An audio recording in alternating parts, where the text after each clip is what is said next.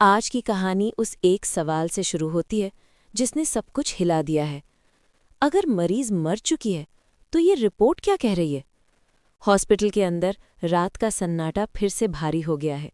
एक डॉक्टर हाथ में फाइल लिए खड़ा है। उसकी आंखों में साफ साफ शक दिख रहा है।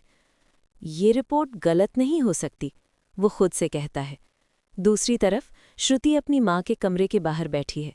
उसकी आंखें सूखी हो चुकी हैं, जैसे अब आंसू भी साथ छोड़ चुके हों। विक्रांत उसके पास बैठा है, लेकिन इस बार वो कुछ नहीं कह रहा, क्योंकि कुछ दर्द ऐसे होते हैं जिन्हें शब्द भी नहीं छू सकते। तभी वही डॉक्टर वहां आता है। श्रुति, मुझे आपसे कुछ ज़रूरी बात करनी है। श्रुति धीरे से उसकी तरफ देखती है। अब क्या बाकी रह गया है डॉक्टर?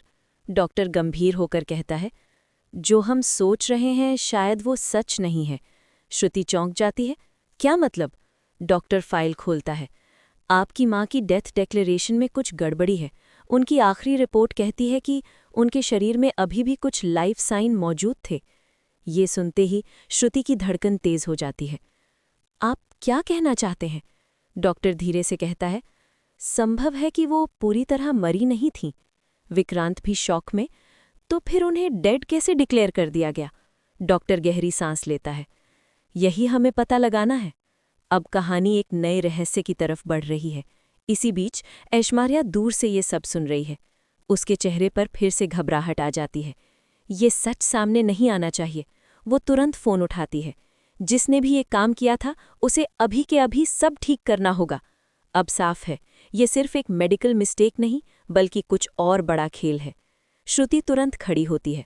डॉक्टर, मुझे मेरी माँ को देखना है। डॉक्टर कहता है, लेकिन बॉडी को मॉर्चरी भेज दिया गया है। श्रुति जोर से कहती है, तो चलिए अभी। मॉर्चरी, ठंडी हवा, सन्नाटा और डरावना माहौल। श्रुति कांपते हुए अंदर जाती है। डॉक्टर बॉडी की तरफ इशारा करता है। ये रही आपकी माँ। श्रुति धीरे धीरे आगे बढ़ती है। उसके हाथ कांप रहे हैं।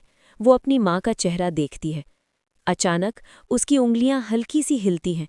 श्रुति जोर से चिल्लाती है, डॉक्टर देखिए, ये हिली, ये जिंदा है। डॉक्टर तुरंत चेक करता है। ओ माय गॉड, पल्स बहुत धीमी है लेकिन है। अब सब कुछ बदल चुका है। तुरंत स्ट्रेचर लाया जाता है। उन्हें वापस आईसीयू में ले जाया जाता है। डॉक्टर चिल्लाते हैं, फास्ट, हमें तुरंत इन्हें स्टेबल करना होगा। बाहर श्रुति भगवान का धन्यवाद कर रही है। आपने मेरी माँ को वापस दे दिया। विक्रांत उसके पास आता है। मैंने कहा था ना, सब ठीक होगा। लेकिन खतरा अभी गला नहीं है। डॉक्टर बाहर आकर कहते हैं, हमने उन्हें स्टेबल कर दिया है लेकिन वो कोमा में है।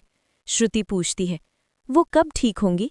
डॉक्टर सिर हिलाते हैं, कह नहीं सकते, ये कुछ दिन या कुछ महीने भी हो सकते हैं। अब कहानी एक नई दिशा में जा रही है। उसी वक्त पुलिस हॉस्पिटल में आती है। हमें इस केस की जांच करनी होगी। ये साफ है कि यहाँ कुछ गलत हुआ है। ऐश्वर्या ये सुनकर घबरा जाती है। इंस्पेक्टर सीधे पूछता है, किसने मरीज को समय से पहले डेड डिक्लेयर किया? डॉक्टर चुप है। तभी एक जूनियर नर्स डरते हुए आगे आती है। सर, मुझे कुछ पता है। सबकी नज़रें उस पर टिक जाती हैं। नर्स कहती है, उस रात किसी ने मुझे पैसे दिए थे और कहा था कि रिपोर्ट में बदलाव कर दूं।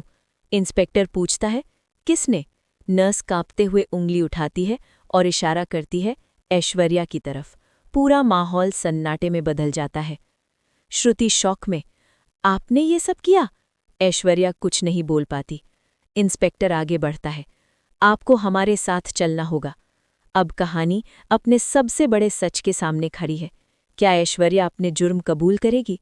क्या श्रुति की माँ होश में आकर पूरी सच्चाई बताएंगी? क्या ये साजिश यहीं खत्म होगी या इसके पीछे कोई और भी है? ये जानने के लिए जुड़े रहिए। मन्नत, हर खुशी पाने की।